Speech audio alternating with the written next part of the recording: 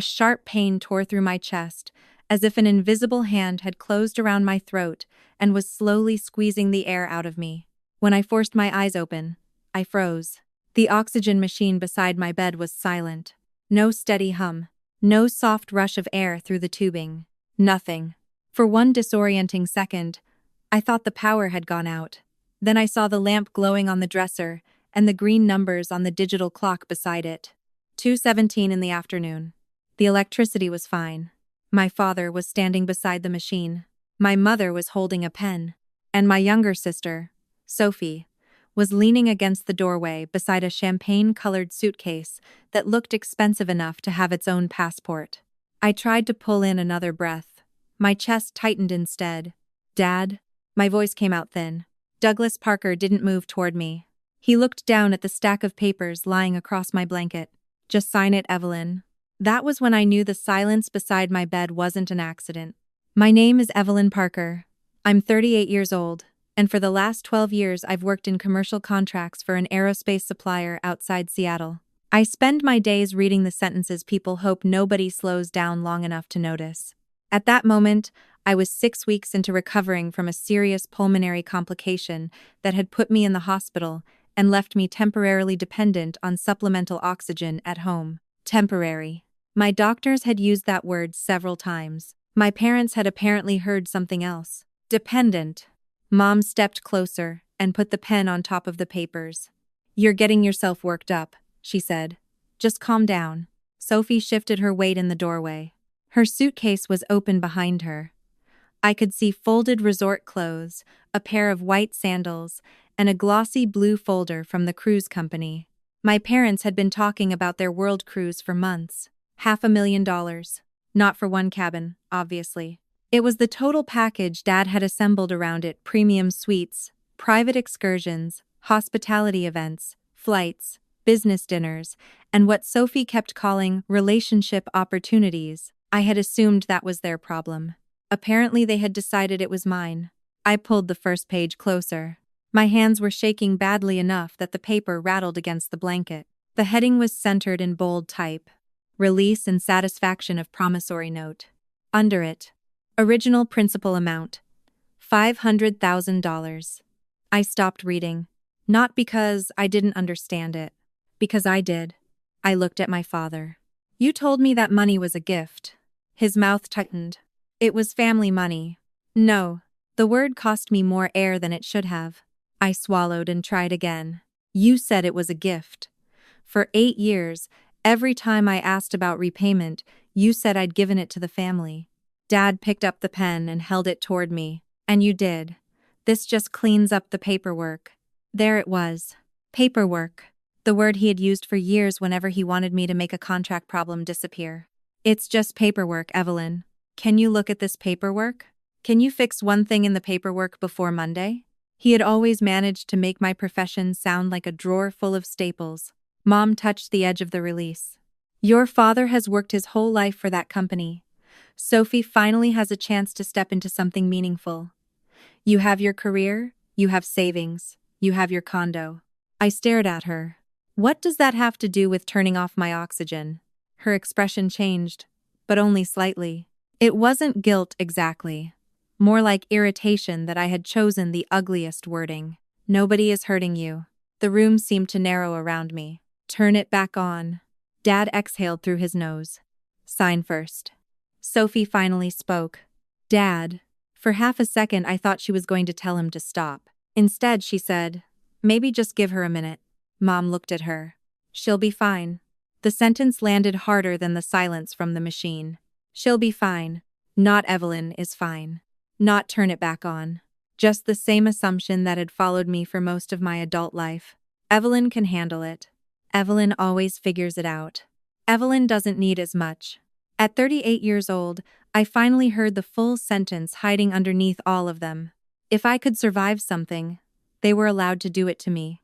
My medical team had insisted on a backup supply for exactly the kind of interruption they worried could happen during recovery. They had meant equipment failure. They had not mentioned family. I reached beside the bed, pulled the backup unit toward me, and used it the way I'd been instructed. Dad's face changed. Not dramatically. Just enough He had expected fear to make the decision for me. Instead, the first clean breath gave me something else. Time. I picked up my phone. Dad frowned. Who are you calling? I scrolled to Tessa Nguyen. Someone to take me home. Mom stared at me. You are home. I looked at her. My parents had converted their downstairs guest room into a recovery room when I left the hospital. They had rearranged furniture, picked up prescriptions, driven me to appointments, cooked for me when walking from the bed to the kitchen felt like a commute. For weeks, I had been grateful enough to ignore how often gratitude came with an invoice. That afternoon, the invoice had become literal. No, I said. I'm at your house. I called Tessa. Dad reached for the papers. I put my hand over them. These came for my signature. They're company documents. Then you should have brought copies. His eyes narrowed. I had seen that look across conference tables many times in my career. People got uncomfortable when a woman who had been accommodating started defining the record. I slipped the papers under my arm. You brought these to me. I'm keeping a copy. Tessa answered on the third ring. Hey, Ev, everything okay? I looked at my father. No, I said. Can you come get me? There was a pause. I'm leaving now. She didn't ask me to explain before agreeing. It was such a small thing that it almost broke me. Dad waited until I ended the call. You're going to blow up an entire year of planning over one signature? I looked down at the title again. Release. Satisfaction. Promissory note. No, I said. I'm going to read what you asked me to sign. For the first time since the machine had gone quiet, nobody had anything to say. Tessa arrived 40 minutes later. By then, Mom had turned the room into a performance of normalcy. The machine was running again. The papers were gone from the foot of the bed because they were in my overnight bag. A glass of water had appeared on the nightstand. Mom had even folded the throw blanket. She opened the front door for Tessa, wearing the expression she used when neighbors stopped by unexpectedly. She's had a difficult afternoon. Tessa looked past her at me. I was sitting on the edge of the bed with my portable oxygen unit beside my feet. What happened? Mom answered before I could. Your friend is overtired. Her father tried to discuss some business paperwork, and she panicked. I watched Tessa's eyes move from Mom to Dad, then to the bag beside me, then back to me. She didn't ask my parents what the truth was. What do you need? She asked. That question did something strange to my chest that had nothing to do with my lungs. I want to get checked, then I want to go to my condo. Mom actually laughed once. You can't stay by yourself right now. I won't be by myself tonight. I looked at Tessa. She nodded. I can stay. Dad folded his arms. You're being ridiculous. I stood carefully.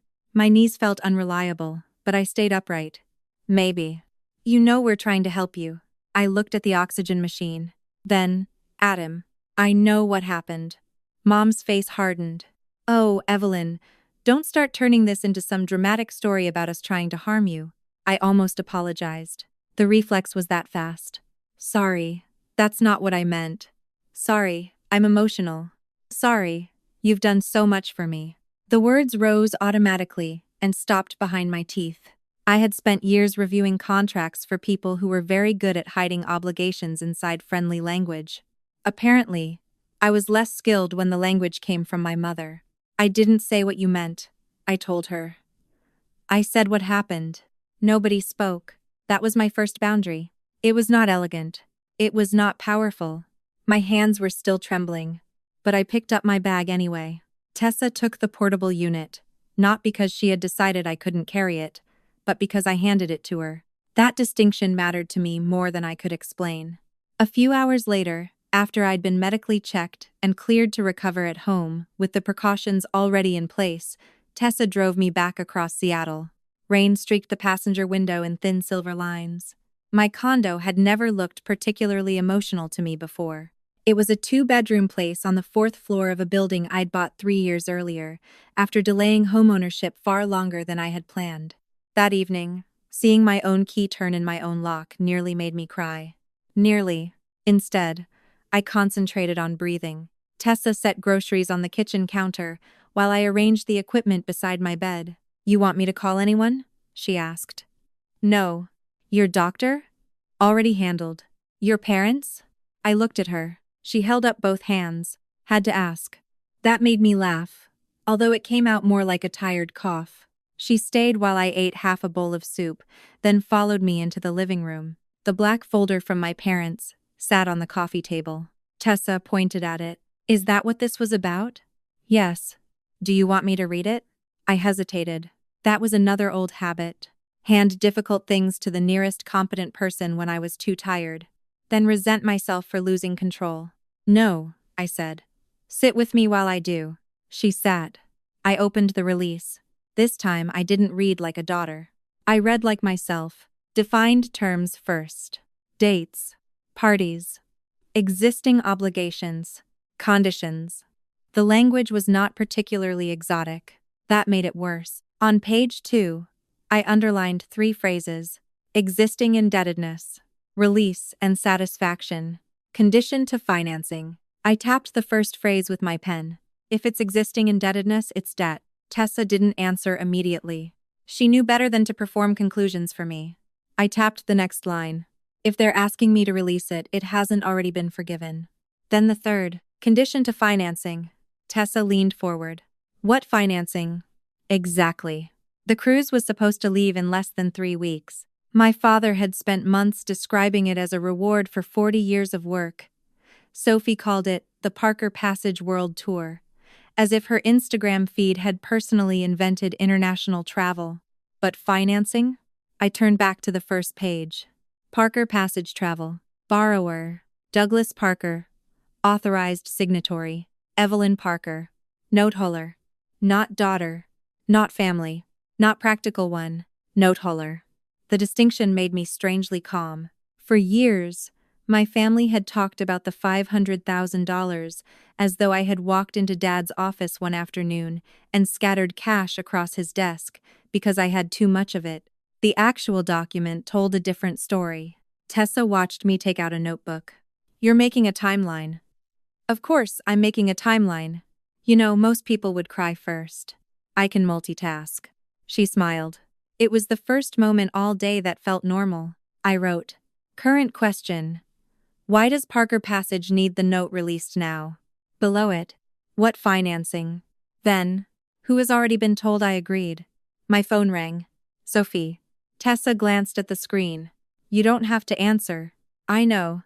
That was exactly why I did. Sophie. She skipped hello. Are you seriously going to cost Mom and Dad their deposit? Not, how are you feeling? Not, are you okay? The cruelty of family is sometimes less about what they say than the question they don't think to ask. I haven't decided anything about their deposit. You left. I noticed. Mom is a wreck. Is the oxygen machine okay? Silence. Then she sighed. Don't do that. Do what? Make everything sound worse than it was. I closed my eyes. There were whole years of our childhood hiding inside that sentence. You called about the cruise. Yes. Because Dad has been planning this for a year, and this isn't just some vacation. I opened my eyes. What is it? The biggest relationship trip he's ever organized. Vendors, partners, hospitality people. Half the people he's wanted in one place for years are going to be there. I looked down at my notebook. What does that have to do with you? Another pause.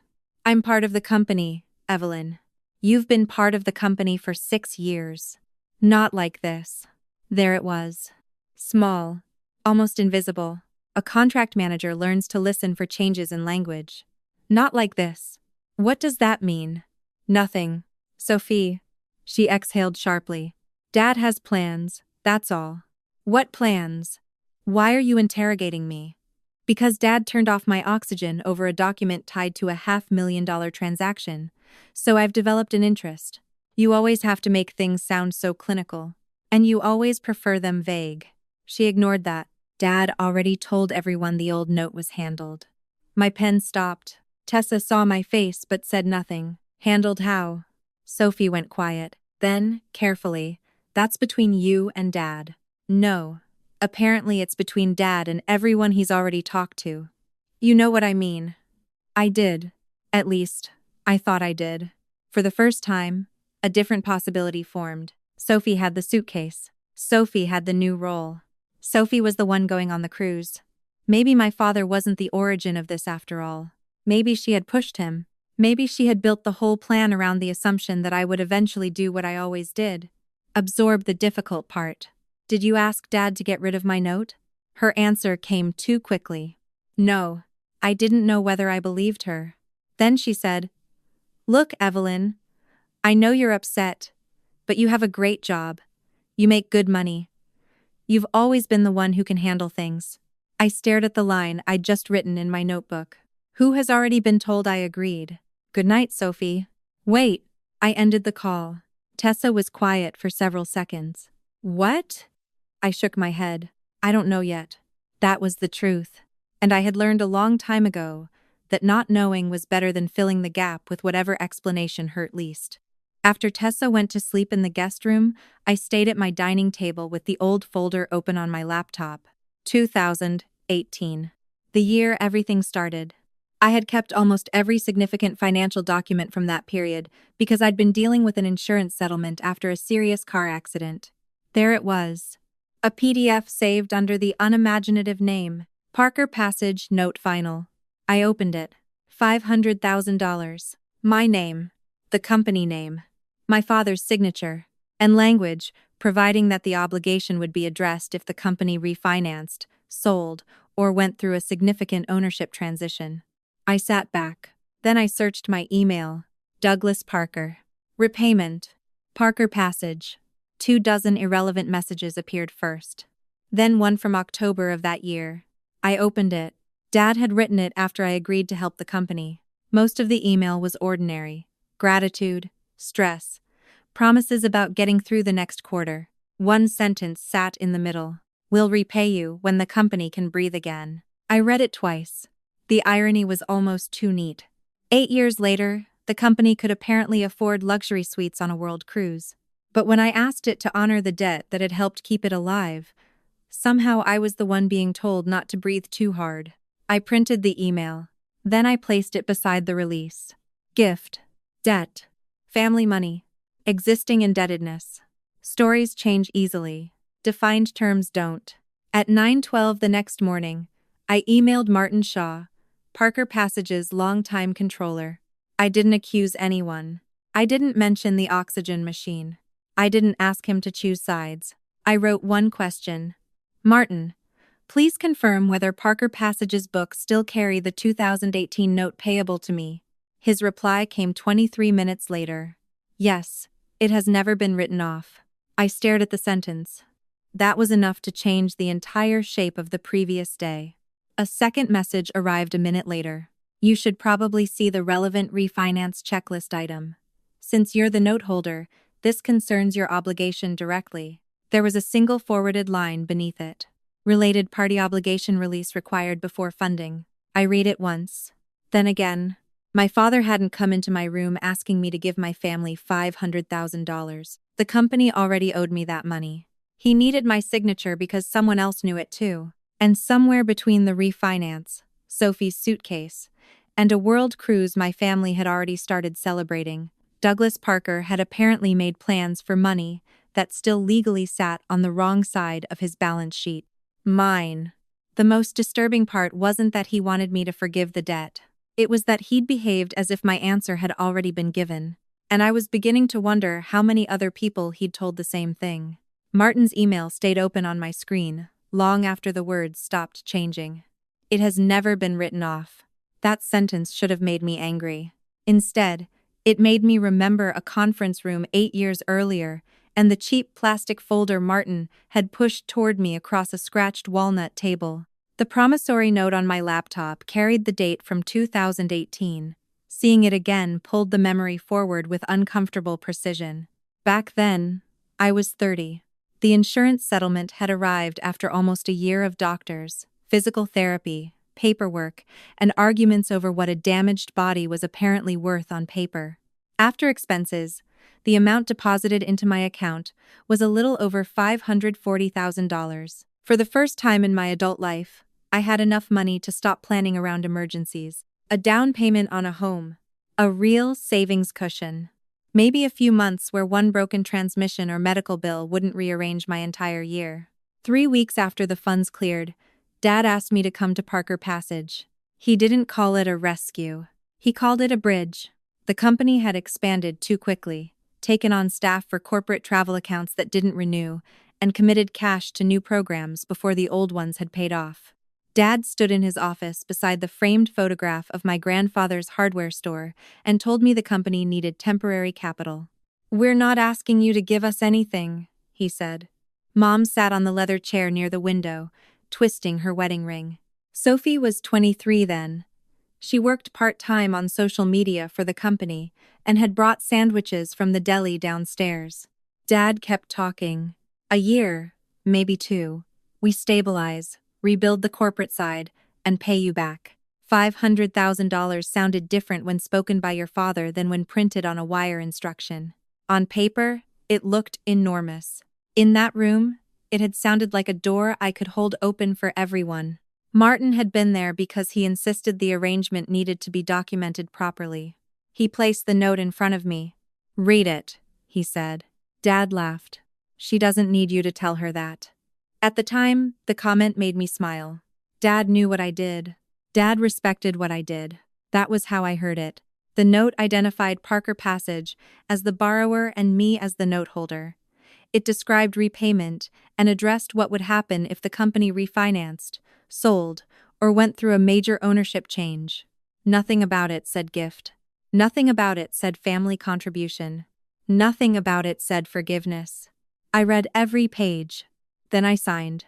The transfer went out 2 days later. The condo I had been watching disappeared from the market that same month. I told myself there would be another one. There was. Eventually, 3 years later. What I hadn't understood was how quickly a temporary rescue could become part of the architecture of a relationship. That first week after the money went in, Dad called me every night. The second week, he asked me to look at a vendor amendment, because their attorney was expensive, and, you understand this stuff anyway. It took me 40 minutes. The next one took an hour. Then there was a cancellation clause in a hotel agreement, a liability provision in a charter contract, a renewal schedule somebody had missed, and a corporate customer whose procurement department wanted terms rewritten before quarter end. None of those things were my job.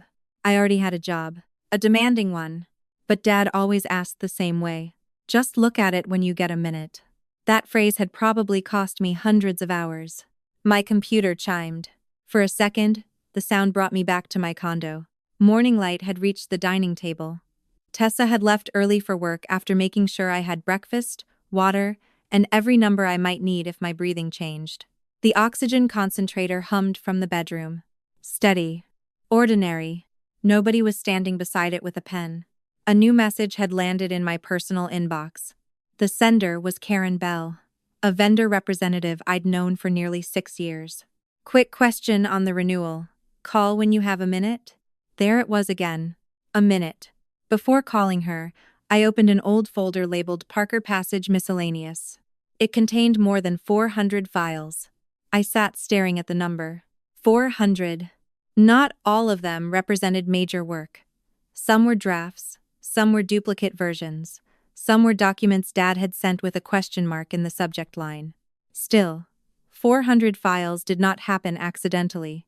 Scrolling through them turned the last 8 years into a kind of archaeological dig. A hotel chain amendment from 2019, an airline allotment dispute from 2020, a vendor termination letter, 3 revisions to a cruise operator agreement, an emergency cancellation provision I had rewritten late on a Sunday because Dad was flying out the following morning. I remembered that one. He had slid the company tablet across my parents' kitchen table while Mom served pot roast. "Just make sure there's nothing crazy in there." Sophie had been telling us about a launch event she was planning in Palm Springs. Dad barely looked up as I read. 20 minutes later, I'd found language that could have exposed Parker Passage to 6 figures in cancellation charges if the vendor changed capacity. "Good catch," Dad said. That was all. Good catch. 2 weeks later, Sophie's Palm Springs launch filled the company website. There were photographs of her beneath string lights, laughing beside travel partners, holding champagne, speaking into a microphone. Mom emailed the link to half our relatives. "Look what Sophie built." At the time, I had stared at the message for maybe 5 seconds before closing it. The problem with being called practical is that eventually you start editing your own reactions before anyone else has to. Another file brought back a different year. A European ground operator had tried to raise rates midway through an agreement. Dad forwarded the proposed amendment to me at almost 10 on a Thursday night. Can you see if we have any leverage? I found it. The existing agreement required a longer notice period. The increase was delayed. The savings were substantial. Dad replied, "Knew you'd find something." 2 days later, Mom introduced Sophie at my aunt's birthday dinner as the one who's really taking Parker Passage into the future. Sophie had earned some of that praise. That part mattered. She was good at what she did. She could walk into a room full of strangers and leave knowing everyone's name, spouse, preferred destination, and favorite wine. She understood social media without making it look like she understood social media. Customers liked her. Vendors remembered her. My resentment had never been that Sophie contributed nothing. It was that her contributions came with lights. Mine usually arrived as track changes. Karen's email remained unanswered. I clicked through another folder.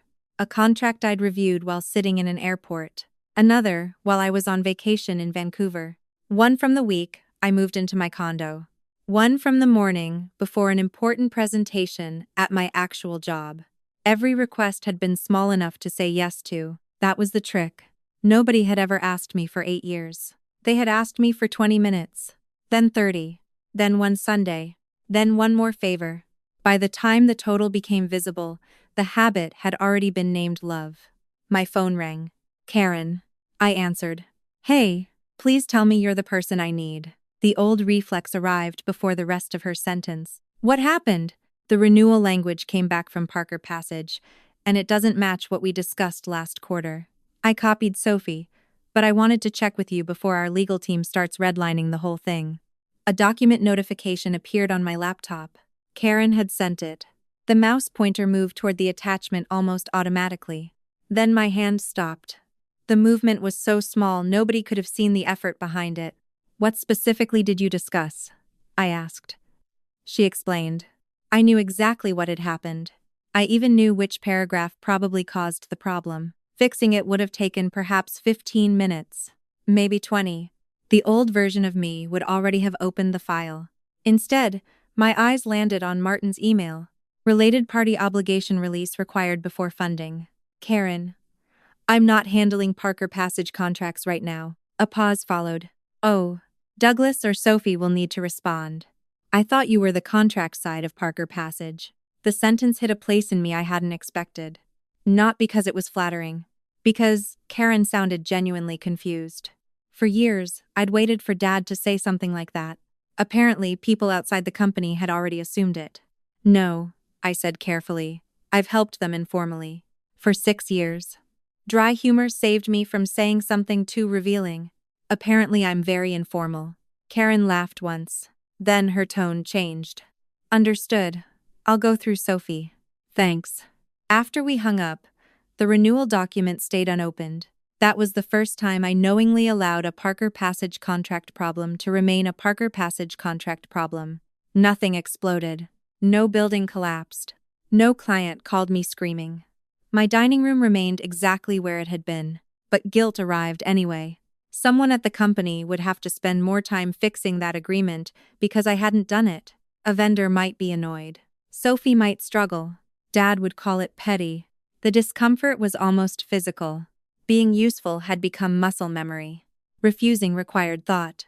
I opened my notebook and added another heading beneath the note timeline. Work performed outside formal role. The list grew quickly. Contract reviews. Renewals. Vendor disputes. Termination language. Negotiation strategy. Emergency questions. There was no way to reconstruct every hour, and I didn't need to. I wasn't building an invoice. I was trying to see the shape of something I'd spent years refusing to name. Halfway down the page, one memory stopped my pen. Dad's tablet. Black case. Small scratch across the upper right corner. He carried it everywhere. Christmas dinner. Sunday brunch. My condo housewarming. Once, during my birthday meal, he had pushed it toward me before the appetizers arrived. "Just look at page 12. I'd looked. Of course I had. The phrase, the practical one, had always sounded affectionate when Mom used it. Sophie was creative. Dad was visionary. Mom was social. Evelyn was practical. Practical people didn't need applause. Practical people made sure the people getting applause had signed the correct vendor indemnity. My inbox refreshed. A message from Martin appeared. Earlier that morning, I'd sent him a second question. What financing is the release tied to? I only need information connected to my note. His reply was brief. Douglas is restructuring the company's credit facility as part of the leadership transition. Your note is one of the obligations the lender wants addressed before the final funding package. Below that was a document I'd seen once but never paid much attention to. A management transition memo. It had originally been circulated because Dad wanted key related parties to acknowledge the change. This time, one line mattered. Sophie Parker, President, effective upon completion of leadership transition. My fingers went still on the keyboard. President. Sophie hadn't mentioned the title. She had said, "Not like this." Now I knew what she meant. Another attachment contained the itinerary for the upcoming cruise. I'd seen the glossy passenger version before. This wasn't that. This one was for Parker Passage. Vendor breakfast. Hospitality roundtable. Private partner reception. Founder dinner. Then, on the fourth evening, Founders Circle leadership introduction, Douglas Parker and Sophie Parker. The cruise stopped looking like a vacation. Not entirely. 3 people could certainly spend an obscene amount of money, while calling portions of it business development. But the timing suddenly made sense. Dad wasn't simply celebrating retirement. He was staging succession. The refinance created liquidity. The cruise gathered the audience. Sophie received the title. And my note needed to disappear before the package closed. A pressure began behind my eyes. For most of the previous day, I'd pictured Sophie driving this. She had the suitcase. She had the title. She had the most to gain. Maybe she still had. But every document I could actually verify carried Dad's hand more clearly than hers. Douglas authorized the refinance. Douglas signed the original note. Douglas had told people the issue was already handled. That didn't make Sophie innocent. Knowing someone else was being pressured for your benefit and accepting the benefit was still a choice. But there was a difference between benefiting from a structure and designing it.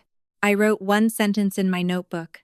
Don't confuse the person standing on the stage with the person who built it. My phone lit up with Mom's name before I could finish the next line. For a moment, I considered letting it ring. Then I answered. "Hi, Mom." Her first words were soft. "Are you feeling better?" The question caught me off guard. "A little." "Good." A few seconds passed. Then she said, "Your father hasn't slept." There it was. The invoice. "I'm sorry to hear that. He thinks you're going to ruin everything he's worked for because you're angry." My grip tightened around the phone. "I haven't done anything to his company." "You walked out. From your house. You called Martin. About a debt owed to me." Mom sighed. "You hear yourself, don't you?" "Yes. Your father has spent his entire life building Parker Passage." "I know. And your sister finally has a real opportunity." "I know that too." "Then I don't understand why you're doing this." Rain tapped softly against the window. Years earlier, that sentence would have sent me racing into an explanation. I would have described fairness, sacrifice, timing, intention, gratitude. I would have built in an argument so complete that she couldn't possibly misunderstand me. That had never worked. So this time I asked a question. "Did you know Sophie is becoming president?" Silence held for 2 beats. "Your father was going to tell you." "When?" "You've been sick, Evelyn. He brought me a $500,000 release while I was on oxygen. Apparently business news wasn't completely off limits." "Don't start with that again." The sharpness returned. "Mom, you were standing there. Your father was trying to get you to stop spiraling. He turned off a medical device." For a moment, my jaw tightened. "That's not a defense. We took care of you for weeks." There it was again. Not an apology. A balance sheet. I looked toward the bedroom, where the concentrator continued its low mechanical hum. "You did help me," I said. I was grateful. "Were?" "Gratitude doesn't mean you get my signature." Mom exhaled loudly. "Nobody is taking anything from you. You already have a successful career. You have your condo, you have savings. Sophie doesn't have what you have. She has the presidency of Dad's company. She needs this chance. And I don't need $500,000? You can absorb it. The sentence was so clean that for a moment I said nothing. Not because it surprised me, because it finally reduced years of reasoning to 4 words. You can absorb it. Loss had always been allocated according to who complained least. Sophie couldn't absorb disappointment. Dad couldn't absorb being questioned. Mom couldn't absorb conflict. So I absorbed money, time, weekends, credit, and apparently oxygen. Mom, yes. When did my ability to survive something become permission to take it from me? Nothing came back immediately. For the first time in the conversation, she had no polished answer ready. Then she said, "This isn't about permission. It's about being part of a family." I closed my eyes. Dad's doctrine in a different voice. The one who can handle it does. You mean the one who can handle losing it should lose it? That isn't what I said. It is what you're asking. Her tone cooled. Your sister would never do this to you. That almost made me laugh. Sophie had never been required to. I have to go. Evelyn, don't punish everyone because you're upset with your father. I haven't punished anyone. Then help with the renewal Karen sent. My eyes opened. There was the answer I hadn't even known I was waiting for. Mom knew about Karen's renewal already. Less than an hour had passed. The old version of me would have wondered whether Karen had complained, whether Sophie was overwhelmed, whether a customer was at risk. Instead, the pattern became almost embarrassingly clear. They could tell me I had no real place in Parker Passage and still expect me to perform the work the minute something became inconvenient. No. Mom went quiet. Excuse me? Until the note issue is resolved, I'm not acting as unpaid contract support for Parker Passage. That's childish. No, it's specific. Your father will hear about this. Good. Then I don't need to send the same message twice. I ended the call before my voice could lose its steadiness. For several minutes, guilt sat with me at the table. It didn't leave because I'd made the right decision. That was another thing nobody told you about boundaries. They didn't always feel like strength. Sometimes they felt exactly like being the bad daughter everyone said you were. A notification appeared from Parker Passage. Then another. An urgent contract question. A request to review hotel terms. A note from Sophie asking whether I remembered why one vendor had accepted a lower cancellation threshold the previous year. My fingers hovered above the keyboard. The answer was yes. I remembered every detail. I also remembered Karen saying she thought I was the contract side of the company. One by one, I moved the messages into a folder marked Parker Passage pending. Not deleted. Not hidden. Not answered. That afternoon, Tessa stopped by after work. She found me sitting at the dining table with my notebook, the original note, Martin's messages, and a mug of tea that had gone untouched long enough to become room temperature. You look like you're auditing your childhood. Close. She sat across from me. What did you find? Apparently my father is refinancing the company, making Sophie president, and using the cruise to introduce her to vendors. Tessa's eyebrows rose. And the note? Has to be dealt with before final funding. Meaning your signature. Meaning my signature. She looked at the files. What are you going to do? The question could have been an invitation to hand her the decision. Instead, it sounded like what it was. Mine. For now? Nothing. That sounds difficult for you. You have no idea. Tessa smiled. Then she pointed toward my notebook. What's that list? All the things I've done for Parker Passage over the years. You billing them? No. Shame. A laugh slipped out before I could stop it.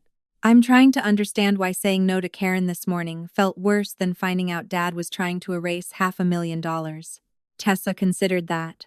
Because one is money. And the other? You tell me. My gaze drifted toward the stack of documents. Dad had never made me an employee. Never given me operational authority.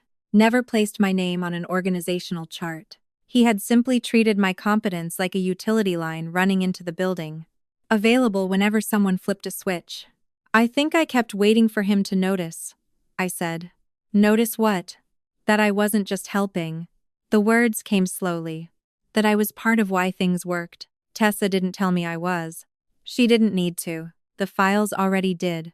Before she left, my phone chimed again. This time the sender was Dad. No greeting. No accusation. Just a subject line. Monday, office. The message underneath was 3 sentences. If you want recognition for what you've done for Parker Passage, come in Monday morning. I'm prepared to make it official. We can settle the note issue at the same time. My chest tightened, though my breathing hadn't changed.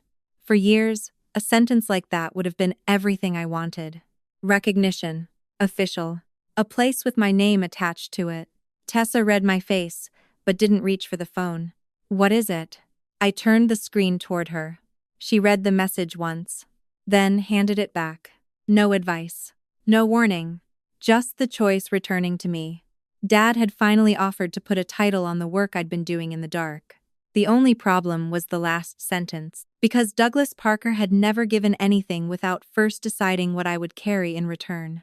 Dad's message sat on my phone all weekend. If you want recognition for what you've done for Parker Passage, come to the office Monday morning. I'm prepared to make it official. We can settle the note issue at the same time. By Monday, I had read it often enough to know which word bothered me most. Not recognition. Not official. Same. He had tied the 2 things together before I ever walked into the building. Parker Passage occupied the 4th floor of a glass office building in Bellevue, with framed photographs of Santorini, Kyoto, Cape Town, and the Amalfi Coast lining the reception wall. Sophie had redesigned the space 3 years earlier, replacing Dad's old dark furniture with pale wood and brass fixtures that photographed well. The one thing she hadn't removed was the photograph in his office. Parker Hardware, 1978. My grandfather stood beneath a striped awning with his 3 sons, including a 17-year-old Douglas Parker who looked almost unrecognizable with thick hair and a grin that took up half his face. I'd seen that photograph hundreds of times. That morning, Dad had positioned me directly across from it. My portable oxygen unit rested beside my chair. Nobody commented on it. That was almost worse than if they had. Mom sat to Dad's right. Sophie was at the end of the conference table with a laptop open in front of her. In the middle of the table lay a blue folder. Dad pushed it toward me. You wanted everything clear, he said. So I'm making it clear. The first page was an organizational chart. My eyes went immediately to Sophie's name. Sophie Parker, President. Then to mine. Evelyn Parker, Chief Contracts Officer. For several seconds, the room disappeared around those words. Chief Contracts Officer. Not helper. Not Dad's daughter who knew paperwork. Not the person vendors called because somebody had forwarded them my number years earlier and nobody had ever corrected the assumption. A title. A real one. My name sat on the same level as Sophie's. Mom watched me read it. This is what you always wanted, isn't it? The question slipped cleanly between my ribs. There had been a Thanksgiving dinner 5 years earlier when Dad introduced Sophie to a supplier as the future of Parker Passage. I'd been standing 3 feet away holding his tablet because he'd asked me to check a contract before dessert. Nobody introduced me at all. That night, I'd gone home angry at myself for caring. Now the thing I'd pretended not to want was printed in 12-point type. Dad leaned back. You've contributed. I've never denied that. He had denied it in 100 ways without ever needing those exact words. Still, hearing even that much almost worked. My hand moved to the second page. The title became less generous with every paragraph. The appointment would begin upon completion of the leadership transition. I would release and satisfy the existing promissory note. All obligations connected to the $500,000 principal would be extinguished. For 12 months following the transition, I would provide contract review, vendor assistance, renewal support, and other services as reasonably requested. The position included a small annual stipend. No salary. No benefits. No defined hours. No maximum scope. No separate payment for advisory work. $500,000 plus a year of availability. In exchange, I got a title for work I had already been doing. The oxygen unit gave a soft mechanical pulse beside my chair. Dad tapped the page. It's ceremonial more than anything. You have your own career. Nobody expects you to quit. How many hours? He frowned. What? For the transition support. How many hours per week? It doesn't work like that. Then how is the scope measured? Evelyn. The tone was familiar. It meant I had moved past the amount of detail he considered feminine enough to be pleasant. My finger rested on the release clause. Why is a valid company debt being exchanged for a title? Mom shifted. Sophie looked up from her laptop. Dad's expression tightened. We are not doing this again. You asked me here to sign an agreement. I asked you here to finally give you the recognition you've been complaining you never got. I didn't complain. You've made your feelings obvious. Then answer the question. His palm flattened on the conference table. The company needs a clean transition. That isn't an answer. The money stayed inside Parker Passage for 8 years. You benefited from this company like everyone else. No, I loaned it money. Same difference. No, Dad. That's the problem. It isn't. His chair creaked as he leaned forward. You always turn family into a contract. The sentence might have worked better if there weren't a contract between us. You brought me a contract. Sophie shut her laptop. Can we not spend 3 hours doing this? I turned toward her. Did you know my note had to be released for your transition? I knew there was old financing stuff. Did you know Dad had already told people it was handled? Her eyes moved toward him before returning to me. He said it was done. When? I don't know. Weeks ago. Before anyone asked me? I assumed he'd talk to you. You called me after I left the house and said he had handled it. Because that's what he told me. Dad cut in. Stop interrogating your sister. The word interrogating would have bothered me more a week earlier. Now it was useful. Sophie knew she was benefiting. She knew the note existed in some form. She had also apparently taken Dad's claim that it was resolved at face value. That didn't make her innocent. Watching someone pressure your sister for money and continuing to pack your suitcase was still a choice. But I had spent days imagining Sophie behind the entire plan because she was the most visible beneficiary. The documents kept pointing somewhere else. Who put the release on the refinance checklist? I asked. Dad's jaw shifted. I did. Sophie glanced at him. That was all. No dramatic confession. No elaborate speech. Just 3 words. And the shape of the problem changed. The person standing under the lights wasn't necessarily the person who had wired the stage. Dad slid the agreement closer. This is my offer. You can keep turning everything into a fight, or you can take your rightful place. My rightful place. For one dangerous second, I wanted it badly enough to imagine signing. Then my eyes fell on as reasonably requested. I'd spent 8 years living inside those 3 words. I closed the folder. I need time. Dad's face hardened. You've had 8 years. Then another day shouldn't hurt. I stood carefully, hooked the portable unit over my shoulder, and took the agreement with me. Nobody stopped me. That should have felt like progress. Instead, walking through reception with my name printed on an executive org chart in my bag felt almost exactly like carrying a bill. Martin met me at a coffee shop 2 blocks away shortly before noon. I'd asked him to meet somewhere outside Parker Passage because I didn't want the conversation turned into another family meeting. He arrived with no files, only his reading glasses and a cup he never seemed to drink from. I want sequencing, I told him. Not opinions. Martin nodded. Fair. When did Dad tell the refinance team my note would be released? His gaze lowered briefly to the table. Before the release went to you. How long before? About 3 weeks. The answer settled unpleasantly. Was it represented as a possibility? No.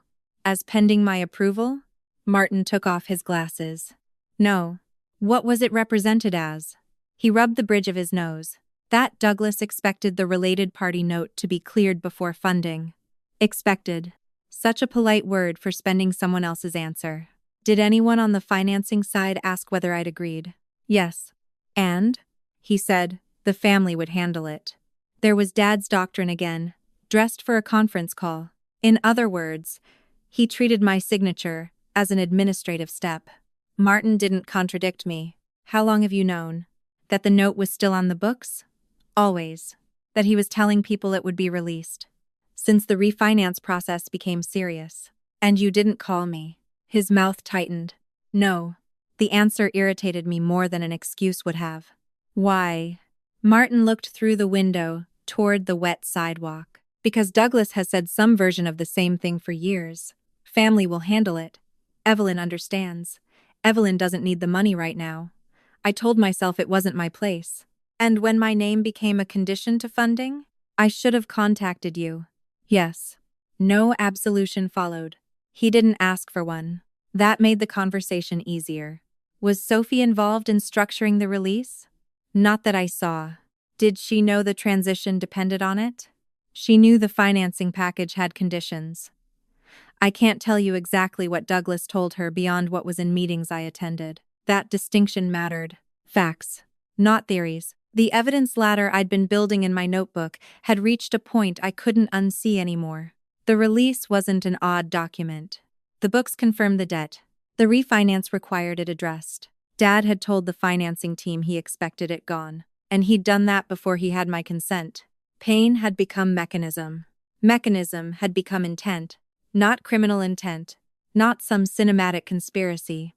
Something much more familiar. Douglas Parker believed my eventual cooperation was so predictable that asking me first felt optional. Before we left, Martin said, "There is one other thing." My attention sharpened. The transition agreement wasn't prepared by Sophie. I know. Douglas requested it. The title, The Year of Free Availability. The release, all one package. Martin put his glasses back on. He said if you were going to insist on being recognized, he wanted everything consolidated. Consolidated. There was a word from my professional life I understood perfectly. Take several obligations. Bundle them. Make one dependent on another. Dad had taken the thing I wanted emotionally and attached a purchase price. By the time I reached my condo, Mom was waiting for me in the lobby. She stood when the elevator doors opened. "You could have told me you were coming. You don't answer half my calls. That isn't an invitation to wait in my building." Her eyes dropped briefly to the portable oxygen unit. "I wanted to talk somewhere your father isn't." That was unusual enough that I didn't send her away. Upstairs, she sat at the dining table while I made tea. No one touched the blue folder between us. Mom ran a finger around the rim of her cup. "You think this is only about Sophie?" "No. You did. Until today." She looked at me. "What changed?" "Documents." A tired laugh escaped her. Of course. The insult hidden inside the fondness was almost nostalgic. Then her gaze drifted toward the folder. "Your father is scared. That doesn't make the agreement fair." "I didn't say it did." That got my attention. She looked older than she had a week earlier. Not weaker. Just less polished. "Do you know why that hardware store picture is still in his office? Because Grandpa owned it. Because your father thinks that's what happens when people start keeping score." The phrase landed differently than I expected. Mom told me what she'd heard from Douglas over the years. My grandfather's store had been run by 3 brothers. One worked more hours. One withdrew money when he needed it. Another believed profits were being distributed unfairly. Arguments turned into accusations. The business was eventually sold, and the brothers barely spoke afterward. Dad had been young enough to watch the adults destroy something he thought would always exist. He promised himself Parker Passage would never end that way, Mom said. A memory surfaced. My first serious conversation with Dad about repayment had happened after Parker Passage posted its strongest year in company history. I'd asked whether we could start a schedule. Dad's expression had changed. Not anger at first. Fear. Then he said, "I won't let money split us." I'd interpreted that as guilt. Now it sounded like doctrine. If asking for what belonged to you could break a family, then the safest family was one where nobody asked. Or, more accurately, where the same person agreed not to ask. Mom continued, "Your father thinks everybody having their own ledger is how a family falls apart." I looked at her. "So, his solution is for me to carry everybody else's balance." "That isn't what I mean. But it's what happens." She shook her head. "You can understand why he is the way he is without agreeing with him." For once, we agreed. Understanding explained why the lock had been installed. It did not require me to stay inside the room. "Mom, when Grandpa's store fell apart, did Dad lose $500,000? "No." "Did he work unpaid for 8 years? "Evelyn." "Then his memory isn't my obligation." She looked down. Compassion came anyway. I hated that part. It would have been easier if Dad had been greedy in a simple, uncomplicated way. Instead, he had taken an old fear and turned it into a rule that always cost someone else. That someone had usually been me. Later that evening, the organizational chart lay alone on my dining table. Chief Contracts Officer. My name looked good there. Embarrassingly good. A whole private future unfolded around it. Dad introducing me at the cruise dinner. My eldest daughter, Evelyn. She runs contracts. Vendors finally understanding why they'd been calling me for years. Sophie no longer being the only daughter whose contribution had a title. A photograph where I wasn't just standing at the edge holding someone's tablet. The wanting hadn't disappeared just because I understood the price. That was what made it dangerous. Tessa called while I was still staring at the page. How was the summit? I've been promoted. Congratulations. Don't sound too excited. What does it cost? I gave her the short version. The note. The year of availability. The symbolic stipend. The undefined scope. Tessa was quiet for a moment. Then she asked, if one of our clients brought you this exact agreement, what would you tell them the title costs? The question irritated me immediately, which meant it was useful. $500,000. And 12 months of undefined availability. And my name attached to the transition. She didn't say anything else. Didn't tell me what to do. Didn't call Dad manipulative. Didn't rescue me from the answer. After we hung up, I opened a blank document. The counter-proposal took 47 minutes. The promissory note remained intact. Any executive role required defined authority, compensation, hours, reporting structure, and a written scope. Transition assistance would be separately limited. No unpaid availability. No release disguised as gratitude.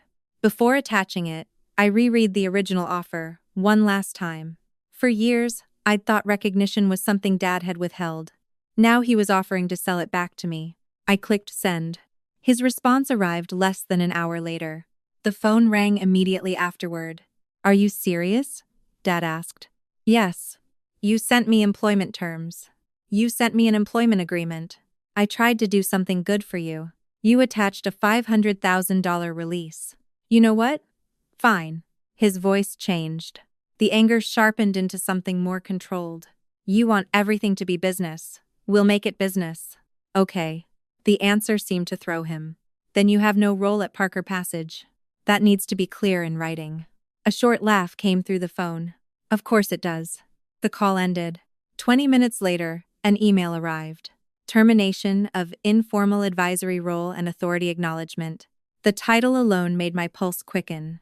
Dad had signed it electronically. Effective before the cruise. My informal advisory relationship with Parker Passage was terminated.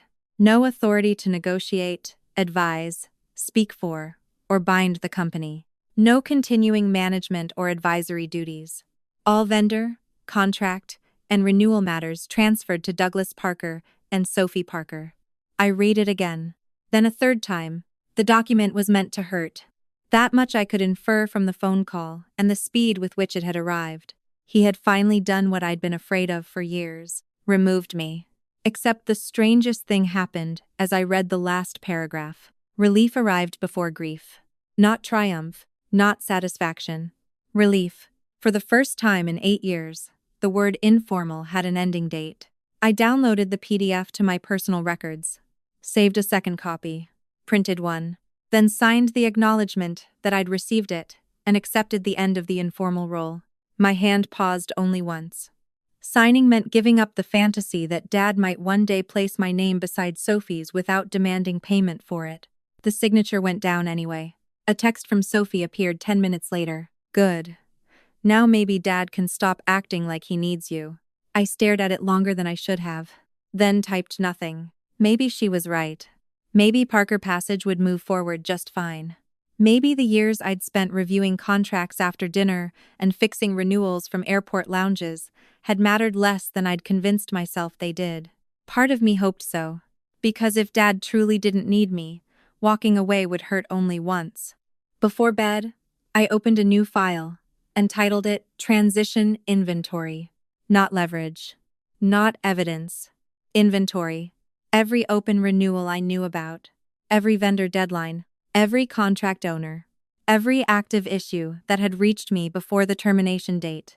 Anything belonging to Parker Passage would go back to Parker Passage. No missing files. No withheld contacts. No sabotage. If I was leaving, I was going to leave cleanly. The list was longer than I expected. Halfway through, another email appeared. It had been forwarded from the general contracts inbox. Urgent vendor amendment needs review before cruise departure. Below it, someone from Parker Passage had written only one sentence. Evelyn can handle this. Dad's termination letter was still lying beside my keyboard. According to the document he'd signed, Parker Passage no longer had an Evelyn who could handle anything for them. The company just hadn't learned that yet. The urgent message stayed on my screen for nearly 10 minutes. Vendor amendment needs review before cruise departure. Evelyn can handle this. There was no signature beneath that last sentence. It didn't matter. For years, people at Parker Passage had used my name the way they used a shared password. Something difficult arrived. Somebody invoked Evelyn, and the problem moved quietly off everyone else's desk. My cursor hovered over the attachment. Opening it would have been easy. Too easy. I knew the vendor. I knew the agreement. I knew which provisions had caused trouble during the previous renewal, and I probably could have spotted the issue before my tea cooled. Instead, the termination letter remained open beside the email. No continuing management or advisory duties. Dad's signature sat at the bottom. The company tablet had always arrived with some variation of the same sentence. Just take a look. This time I didn't. The attachment remained unopened.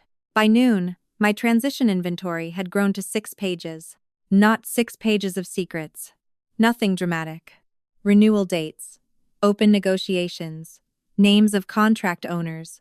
Vendor contacts already stored in the Parker Passage system.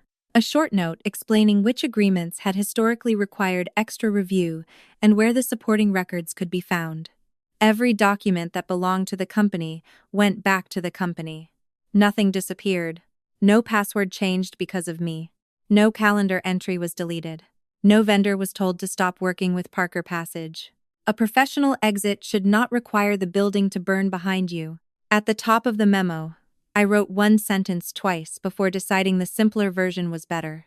Effective as of the termination date, stated in Douglas Parker's notice. I no longer have authority to negotiate, review, approve, or advise on behalf of Parker Passage. Future requests should be directed to Douglas Parker or Sophie Parker. Then I attached the inventory and sent it to Dad, Sophie, and Martin. Martin replied first. Received. Thank you. Sophie's response came 7 minutes later. Got it. Dad didn't answer. That bothered me more than it should have. The old part of me still measured danger by how long he withheld approval. At 2 in the afternoon, a second contract request appeared. Then a third. Neither was addressed directly to me. They were simply copied to the old distribution list that still included my personal email. My hands moved toward the first message. Stopped. Moved away. That became the hardest work I did all day. Not negotiating. Not drafting. Not analyzing risk. Doing nothing. Around 4, Karen Bell called. Please tell me you're secretly still helping them. A laugh escaped before I could stop it. That would make the termination letter awkward. So you're really out? Yes. Karen exhaled. Okay. The disappointment in that one word went through me more cleanly than anything Dad had said. What happened? The renewal language I mentioned is still sitting there. Sophie sent back comments, but they're mostly commercial points. Nobody answered the liability section. The answer formed instantly in my head. Don't accept the new standard without tying it to the vendor's control over itinerary changes. I knew the exact paragraph. Karen continued. I don't want to put you in the middle. Then don't. Another pause. Fair enough. The old instinct pushed hard against my ribs. Karen wasn't my enemy. Neither were the employees who might spend extra hours cleaning up the amendment. Walking away from Dad's demands was one thing. Watching decent people absorb the inconvenience was another. But every system built around one person doing invisible work eventually discovered the same truth. The work didn't disappear when the person stopped. It simply became visible. You need to work through Sophie, I said. I will. Or whoever she assigns as contract owner. Understood. After we ended the call, guilt arrived right on schedule. It stayed. So did the boundary. That evening, Mom called. Her voice was tight enough that I knew this wasn't going to be a health check. Your father had to borrow against the house. No, hello. No, how are you breathing? What for? You know what for. I want you to say it. A sharp breath came through the phone. The cruise. Of course. Without my release, the refinance had not produced the flexibility Dad expected. Martin had already confirmed that much in a short update connected to the note. The company had continued with a smaller financing structure while my $500,000 obligation remained on the books. Apparently, Dad had decided the cruise was non-negotiable. Mom continued. He put part of it on a home equity line. That was his decision. He wouldn't have needed to if you'd cooperated. A familiar argument rose between us. Only now I could see every joint holding it together. Dad chose the expense. Dad chose the financing. Dad chose to assume my debt would vanish. Then the consequence arrived and became my moral failure.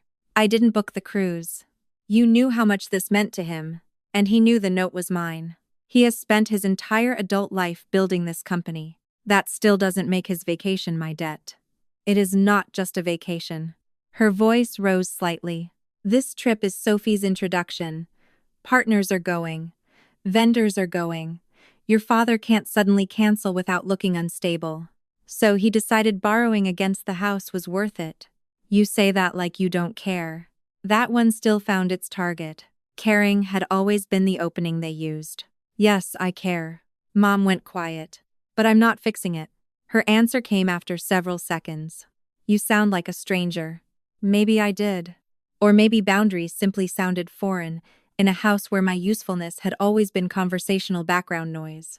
You don't have to agree with me. I don't recognize you. The pain arrived before the relief. That surprised me. Even after the oxygen machine, the release, the title with a price tag, some part of me still wanted her to recognize me. Not the practical one. Not the daughter who could absorb it. Me. Then maybe we've both been working from an old description. She ended the call without saying goodbye. Tessa came by that night carrying takeout and found me sitting cross-legged on the couch with my portable oxygen unit humming beside the coffee table. You look tired. I've spent all day not answering emails. Exhausting. You joke, but apparently restraint burns calories. She handed me a container. How bad is it? Dad borrowed against the house to keep the cruise. Tessa paused. And you did that? The dryness in her voice made me smile. Apparently. We ate in front of the television without turning it on. Halfway through dinner, another email landed. This one was from Dad. Founder dinner pier-side boarding access attached. Thursday, 6:30. No message beyond that.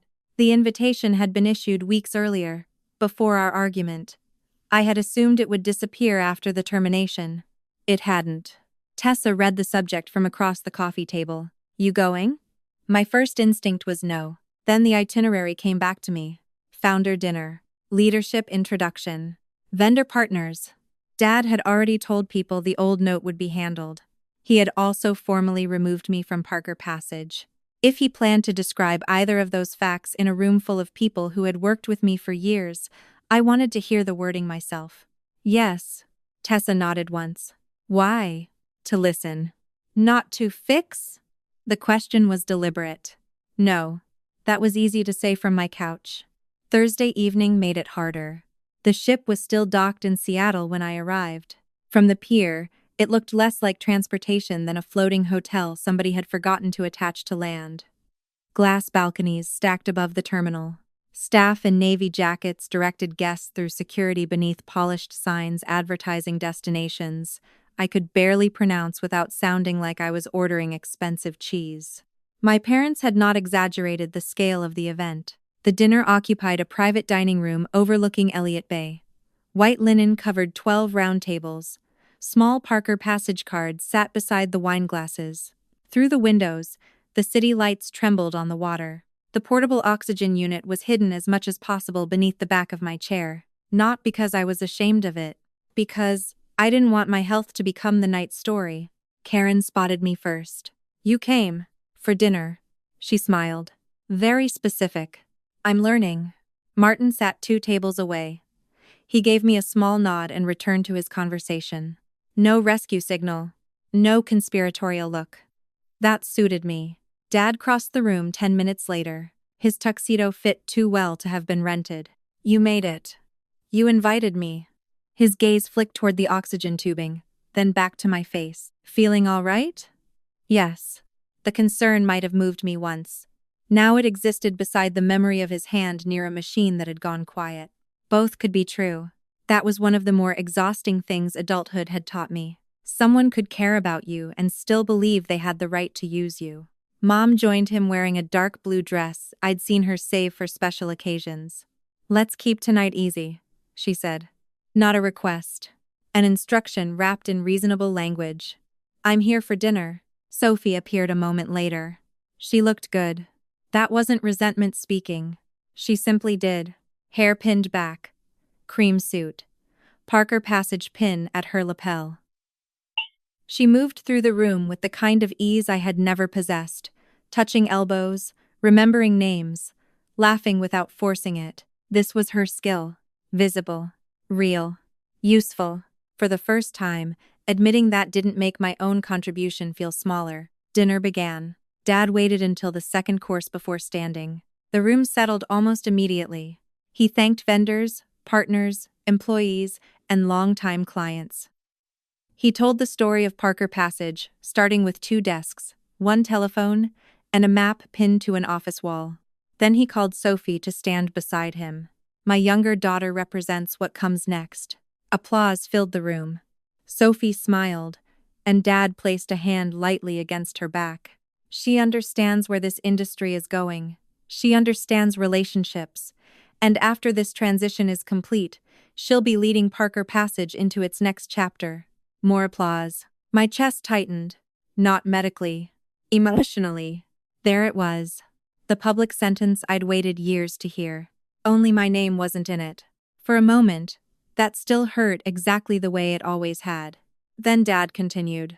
Some of you have worked closely with my eldest daughter Evelyn over the years. Several people looked toward me. Karen smiled. Evelyn has chosen to step back from operations and focus on her own career. Chosen. The word was generous enough to erase the termination. Dad lifted his glass toward me. We're grateful for everything she's done. Everything. A large word used in place of specifics. Nobody mentioned the $500,000. Nobody mentioned the note. Nobody mentioned the title I'd been offered only if I paid for it. And strangely, I didn't need to correct him. He had just done something more useful than an apology. In front of the very people he had once relied on to keep the company functioning, Douglas Parker had publicly confirmed that I was no longer part of operations. I raised my glass. Nothing more. The evening might have ended there. Then, Karen's colleague approached our table between courses carrying a tablet. Not Dad's. A vendor device. He leaned toward Sophie. Sorry to interrupt. We need a response on that amendment before tomorrow morning if we want the itinerary commitment locked before departure. Sophie's expression tightened for only a moment. Of course. She took the device. Karen sat beside her and pointed toward a section. This is the part I mentioned. The new language changes responsibility if the capacity shifts after confirmation. Sophie read it, then read it again. Her eyes lifted toward me. Ev, is this basically the same issue as last year? My brain answered, before my mouth did. No. Last year's issue involved notice. This one shifted responsibility. Different mechanism. Different exposure. Every professional instinct I possessed leaned toward the screen. Instead, I folded my napkin once. You should have your contract owner review it. Sophie blinked. I'm asking whether you've seen language like this. I have. So whoever owns the contract should review it. Dad laughed from across the table. Not loudly. The kind of laugh meant to tell everyone the problem was smaller than it looked. Then his hand reached beside his chair. He picked up the old black company tablet. The same one. Same case. Same pale scratch near the upper right corner. 8 years of dinners seemed to collapse into that one object. Christmas. Birthdays. Sunday lunches. My housewarming. Just look at page 12. Just fix the wording. Just send them something tonight. Dad slid the tablet across the linen. It stopped beside my plate. Just clean this up, he said. 10 minutes. No one at the table reacted. That was what made the moment so clear. To them, This was normal. Dad had just announced that Sophie would lead the company. He had just announced that I'd stepped away. And less than 5 minutes later, he was giving me the work. The tablet sat between my wine glass and the bread plate. Once, I would have picked it up automatically. My fingers didn't move. Dad. His smile remained. What? You ended my advisory role effective today. The smile weakened. Not now. You just told everyone I've stepped back from operations. A small stillness moved around the table. Nobody applauded. Nobody gasped.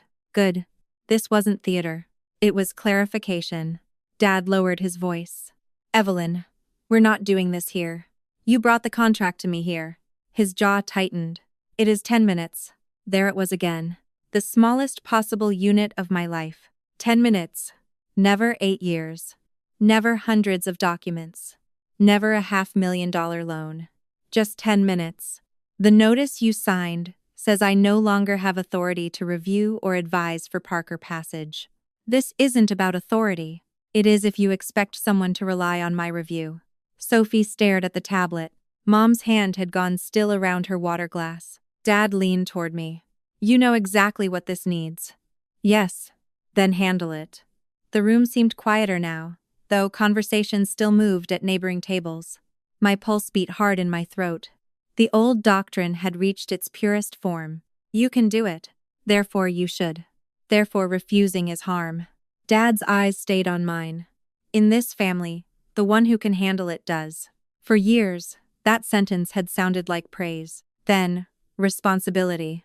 Then guilt. Now, it sounded like a clause I had finally learned to reject. I can handle it. His shoulders eased slightly. I placed 2 fingers against the edge of the tablet, then pushed it across the table towards Sophie. That doesn't make it mine to carry. Nobody spoke for a moment. Sophie caught the tablet before it touched her plate. Dad's face changed. Not defeat. Not realization. Something simpler. He had reached for a tool and discovered it no longer belonged in his drawer. This is petty, he said. No. My voice stayed quiet. The $500,000 note is still outstanding. I did not release it. You ended my advisory role. You just introduced Sophie as the person in charge. Sophie looked at me, then down at the amendment. For the first time all evening, her new title looked less like a photograph and more like a job. Dad said, You're embarrassing your sister. She asked me a contract question. I told her who should answer it. You know she doesn't have your background. That sentence landed at the table, with more weight than anything I could have said. Dad heard it too. I could tell because he stopped. No confession followed. None was needed. Sophie had been announced as ready to lead. Yet the moment leadership required work he couldn't dismiss as branding, Dad had reached for me. Karen looked down at the amendment. Then, toward Sophie. We can walk through the commercial history, she said. Your contract counsel can review the legal language in the morning. Sophie nodded slowly. Okay. Not graceful. Not disastrous. Just okay. Exactly what should have happened years ago. The company had a problem. The person in charge would handle it. Maybe by hiring someone. Maybe by learning. Maybe by paying for expertise. The world did not end because Evelyn Parker left a tablet unopened. Dad rose from his chair. Excuse me. He walked toward the doors. Mom followed a moment later after giving me a look I couldn't reduce to one meaning. Anger, disappointment, embarrassment, possibly all 3. I didn't follow them. That was new too. Sophie remained seated. For several seconds, she stared at the tablet. Then she asked, Did you already know what was wrong with it? Yes. Her mouth tightened. And you're really not going to tell me? The answer hurt more than it should have. She was my sister. Not a stranger at a negotiation table. Part of me wanted to give her the answer quietly, just between us. One sentence. One last rescue. Instead, I asked, Who owns the contract now? She looked at the screen. I do. Then own it. Her eyes lifted. That sounds easy when you've been doing this for 12 years. No, it sounds hard. That was the most honest thing I could give her. You're good at things I'm not good at, Soph. But Dad giving you the title didn't transfer my experience into your head. Her face tightened. I never asked you to do all that work. No, that was true. You also didn't ask why it kept getting done. She looked away. The distinction sat between us. Not mastermind. Not innocent. A beneficiary who had never been required to inspect the machinery, delivering the benefit. Karen returned to the table with 2 printed pages. Sophie, we can start with the business points now. Legal can handle the rest tomorrow. Sophie took them. No one asked me again. My appetite returned halfway through dessert. When dinner ended, the ship was still docked. Passengers staying aboard drifted toward elevators and lounges, while visitors headed toward the terminal exit. I stood near the gangway, fastening my coat when Dad approached. Mom stayed several feet behind him. You made your point. I followed your termination notice. You could have helped. Yes. His mouth tightened at the answer. That is what makes this so ugly. No. That's what makes it a boundary. He looked toward the ship, where Sophie was still inside with the vendor team. She isn't ready for every part of this. Then she needs support. Exactly. Paid support. His eyes came back to mine. You'd charge your own sister? For professional work? Yes. He shook his head. You really did turn everything into a transaction. The old hardware store story passed through my mind. Brothers fighting over money. A business sold.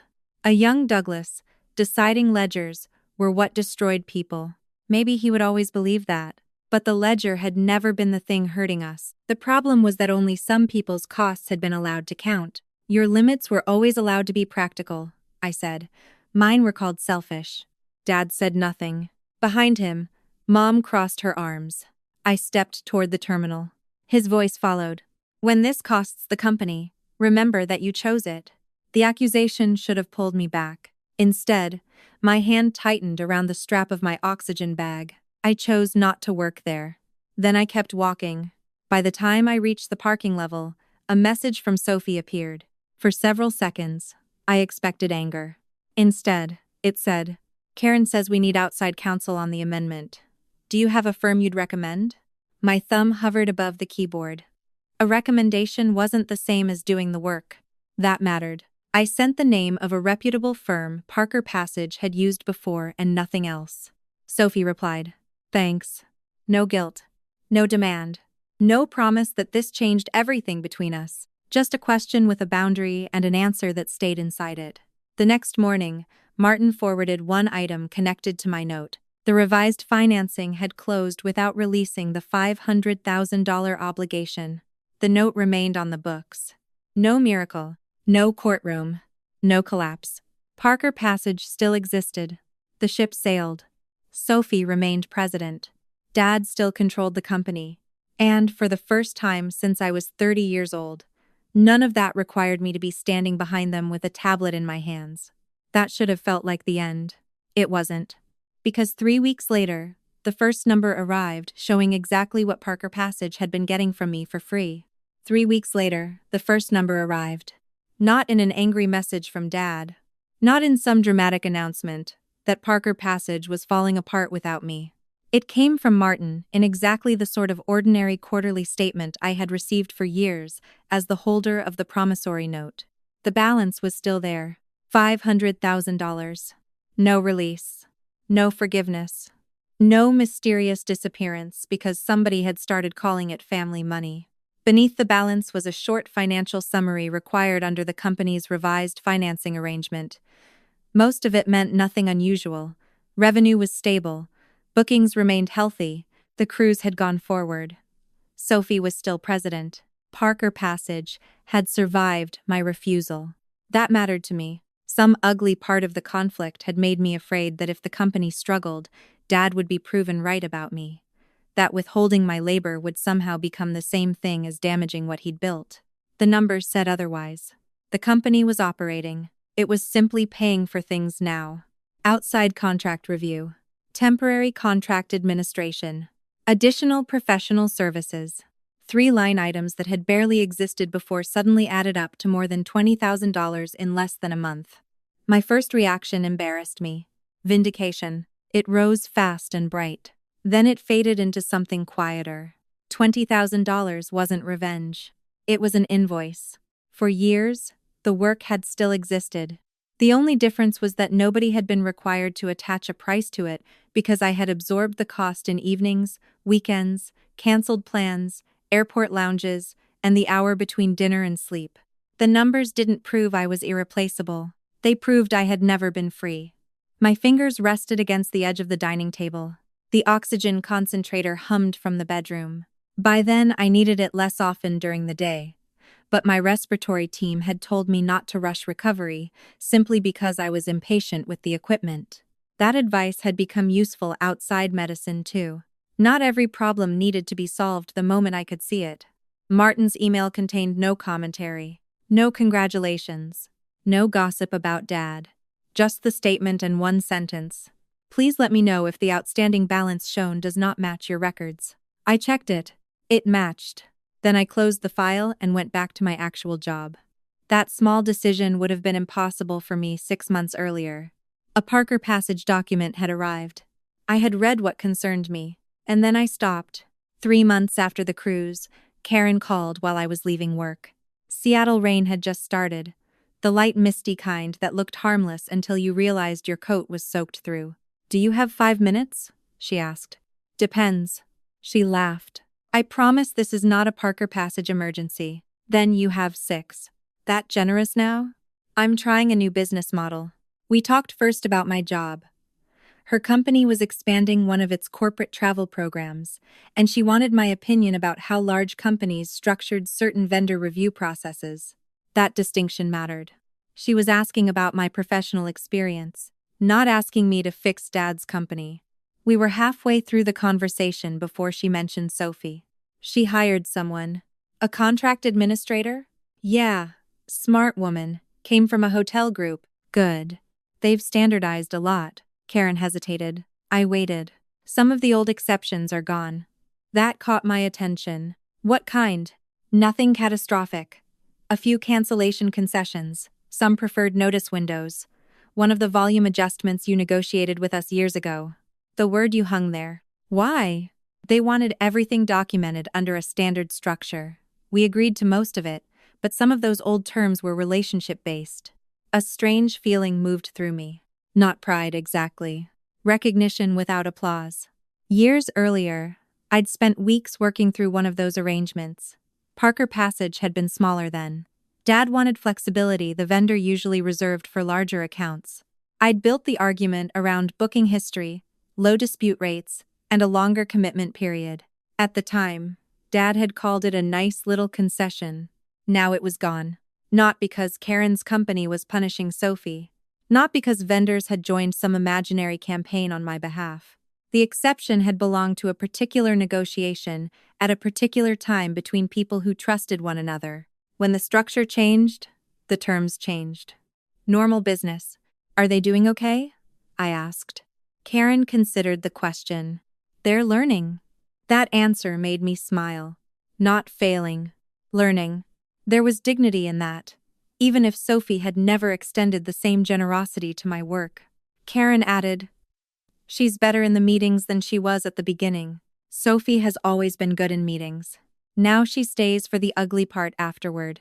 That almost made me laugh. The ugly part afterward had been my address for most of my life. After the call, the elevator doors opened onto my parking level. For years, I'd thought my value to Parker Passage came from knowing things other people didn't. That wasn't quite right. Most of what I knew could be learned. People could be hired. Relationships could be rebuilt. Documents could be reviewed by somebody else. The value had come from doing those things consistently for years. Experience wasn't magic. It was accumulation. And Parker Passage had finally started accumulating its own. Dad called 4 months after the dinner. His name appeared on my phone at 7:20 on a Sunday evening. Our contact had been minimal since the cruise. A birthday text. 2 updates from Mom. 1 brief message after a respiratory appointment. No business. That was why I answered. "Hi, Dad." "Hey." His voice sounded different.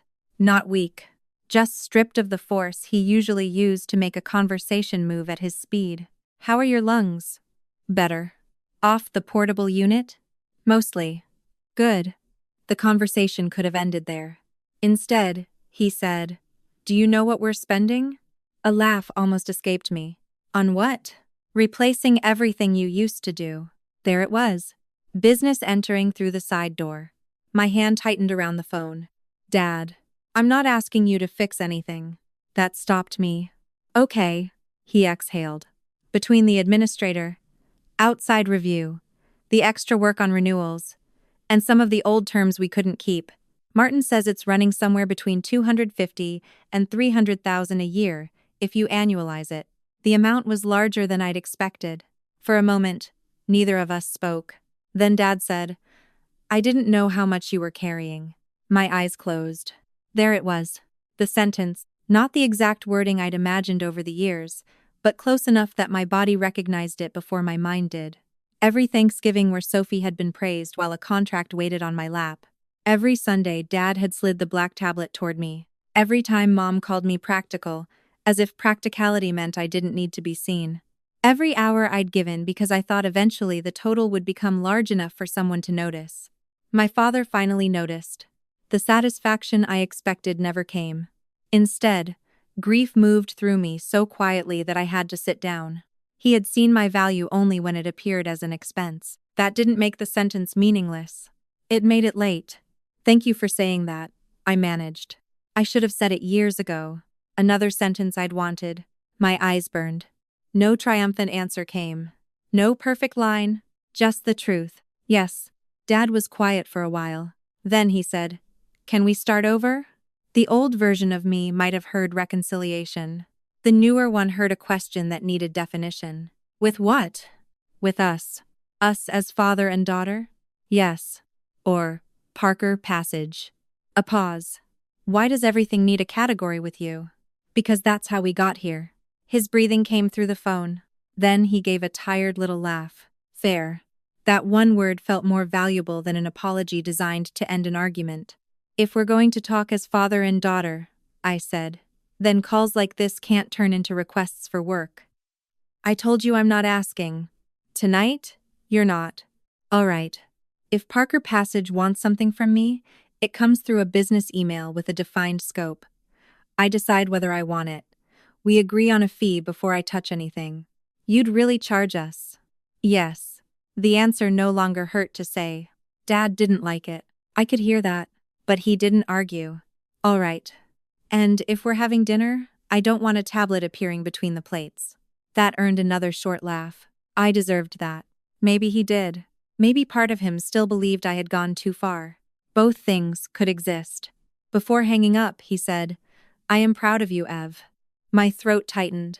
For years, that sentence might have purchased almost anything. A weekend.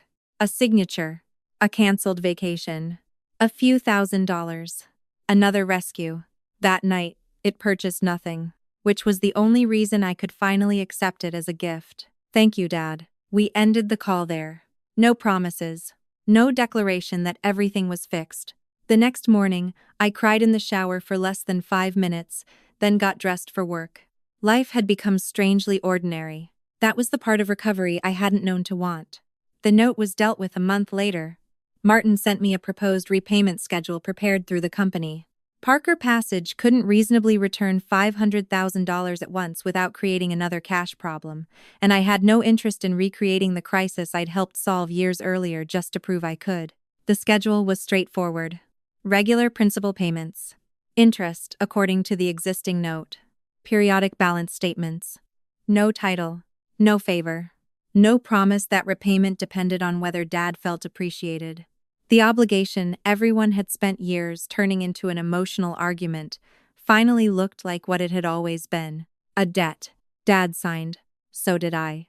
The first payment appeared in my account on a Tuesday morning. The banking notification sat there almost modestly. No music. No dramatic reversal. Just money moving in the direction the original agreement had always said it eventually should. Part of it went toward my mortgage principal. Part went into retirement savings I'd kept smaller than I wanted after sending most of my settlement into Parker Passage. The rest stayed untouched. 8 years earlier, I delayed pieces of my future because everyone else had needed a bridge. Now, the bridge was finally leading back toward me. Mom took longer. Our first few conversations were stiff. She could make weather sound accusatory. One afternoon she said, I still think invoicing your own relatives is a terrible way to live. I don't invoice you for being my mother. You know what I mean. Yes, you mean people should help each other. Exactly. I agree. She went quiet, suspicious of how easily that had gone. Then I added, help is chosen. Another pause. You always need the last word. No. I need the ability to say no. We didn't solve it. That was fine. Some relationships didn't transform in one conversation. They simply stopped being allowed to use the old rules. Several weeks later, Mom called again. I answered while chopping vegetables in my kitchen. How are you feeling? She asked. The knife stopped against the cutting board. No preamble. No request hiding behind the question. Pretty good. How's your breathing? Much better. That's good. Then she told me about a neighbor's new dog and a restaurant she and Dad had tried. Nothing was asked of me. When we hung up, I stood in the kitchen for a moment longer than necessary. It wasn't forgiveness. It wasn't proof she'd changed. It was one conversation that had not required me to provide anything. For now, that was enough. Sophie took even longer. For months, our contact stayed practical and brief. Birthday wishes. A photograph. Mom insisted we both acknowledge. One message asking how the follow-up scan went. Then, late on a Wednesday afternoon, an email landed in the account I'd recently set up for a small contract consulting practice I was building outside my regular job. The subject line made me lean back in my chair. Vendor agreement. Can you take a quick look? For several seconds, the pass sat directly in front of me. Just take a look. 10 minutes. You know this stuff. The practical one. My cursor moved toward the attachment. Stopped. Instead, I opened the standard response template I'd created for prospective clients. Scope, hourly rate, minimum review block, turnaround time, conflict acknowledgement. Nothing special because Sophie was my sister. Nothing punitive either. The same terms I would send anyone else. Before sending, I added one sentence. If these terms work for Parker Passage, I'll send an engagement letter and reserve time on my calendar. Then I clicked send. 3 hours passed. No angry phone call from Mom.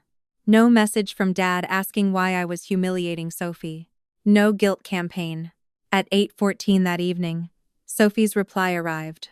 Okay. Send me the engagement letter. That was all. I read it twice. A younger version of me would have wanted more.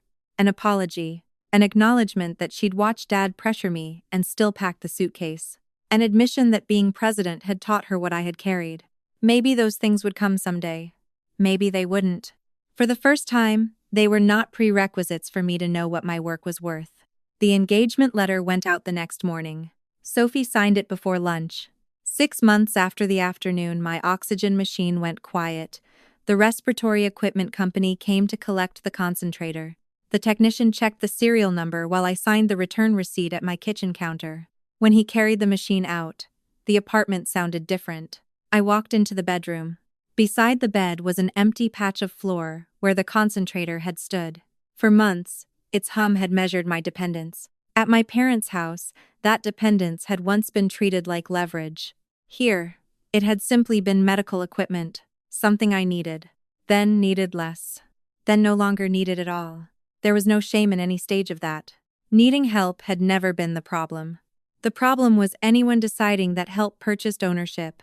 My own black tablet rested on the dresser. Not Parker Passage's. Mine. The screen lit when I touched it. Sophie's engagement letter showed one word beside the signature field. Signed. Her contract review was scheduled for the following afternoon. Not tonight. Not immediately because she was my sister. Not squeezed between dinner and sleep. Tomorrow, during the time she'd booked, and Parker Passage had agreed to pay for. Tessa knocked on the door just as I set the tablet down. She entered carrying 2 coffees and looked automatically toward the empty space beside my bed. They finally took it. This morning. How does that feel? I considered the question. Quiet. Good quiet? This time, the answer came easily. Yes. We carried the coffee into the living room. My calendar was open on the tablet. Work. A doctor's follow-up. Dinner with Tessa later in the week. One paid Parker Passage review, sitting neatly inside a defined block of time. Nothing overflowing into everything else. For years, I'd thought strength meant proving how much weight I could carry without dropping it. So I kept adding things to my arms.